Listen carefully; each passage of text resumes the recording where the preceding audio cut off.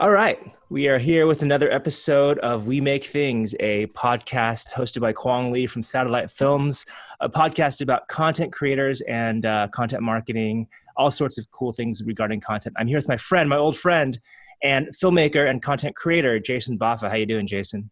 I'm good. It's good to see you in the digital realm I of know. 2020, right? I know, crazy. You've done all these different types of things: documentaries, surf documentaries, commercials, a cool, very cool golf documentary. So I want to kind of get into a lot of our audiences, brand content people, brand marketers.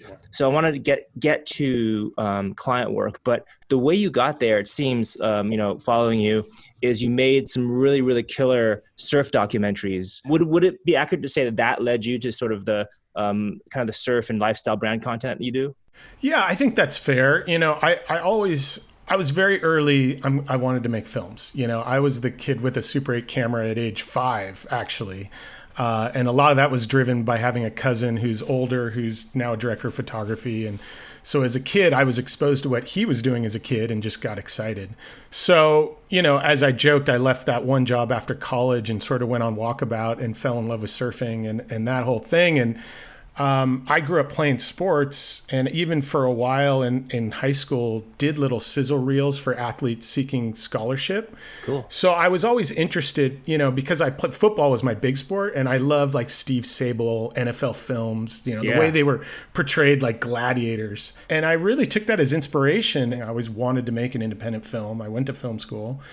And, it's that old do what you know was in the back of my head. I said, well, I know surfing at this point, and I had met a bunch of the athletes. Right.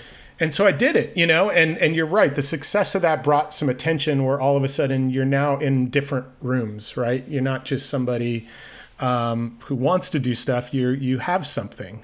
And I do think that's a big and powerful message. Now, a lot of people do short films, and their Vimeo page blows mine away. And but so there's something to be said about just getting work out there, because once the work's out there, people want to see the proof in the pudding or whatever it is. That then opened the door to surf brands saying, hey, we do board shorts. Could you do a 30-second spot for us or Right. this or that? And, it was, I think, fortuitous timing. There's a few of us from the action sports world who've really stuck with commercial directing. The car brands, lifestyle commercials got, documentary lifestyle got more in vogue. And here are these people who know these things. Let's go to them. We're Ford. We want a surf spot. Let's not have some person who doesn't know surfing do it. Let's have someone who does. So, like anything, there's a little dumb luck there. And that opened the door to doing more spots. And, the irony for me is I think right as I was hitting a real momentum, I said, okay, I'm going to make another film. And then I'd like pull myself out of it.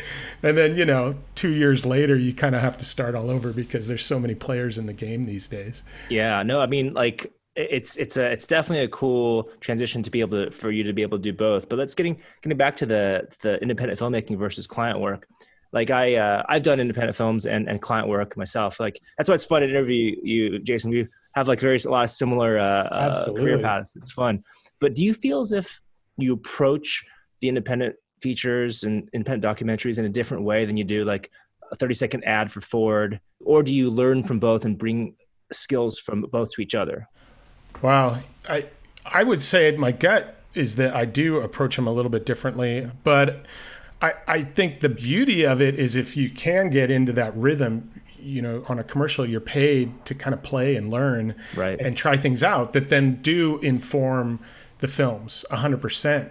I actually just did an interview talking about the golf film, and the person asked me, well, how do you come so far from surfing to that? And I said, well, I was doing commercials about documentary. I did something about plastic pollution, and I did something about guys in a race in Colorado. And so, you get exposed to stories and storytelling that maybe you wouldn't pursue on your own. And that's pretty cool because it informs you then going forward. But no, you've done great work. And I mean, it'd be remiss with that if we didn't talk about COVID, right? Yeah. Like, so I know COVID has had a huge impact on my business and my filmmaking. How has it affected you and your work?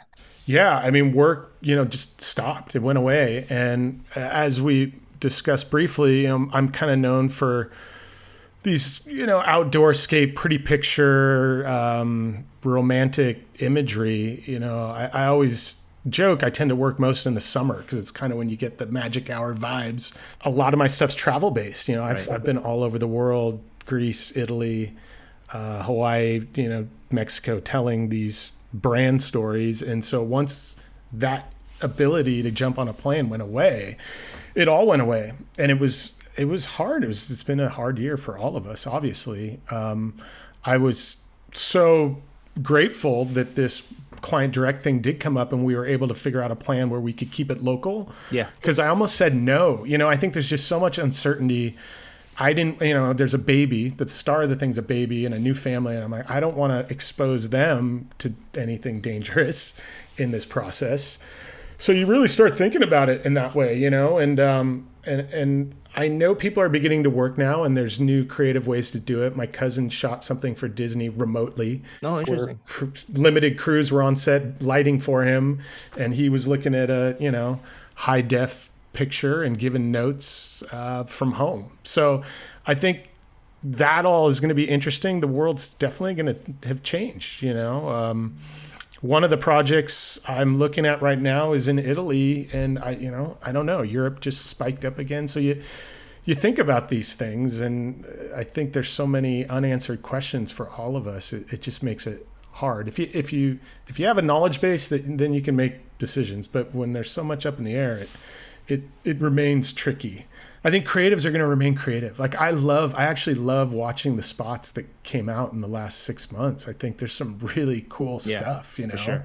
And I think that's going to continue to evolve. And you know, the smart people will come up with smart solutions. Sometimes you need challenges to push creative.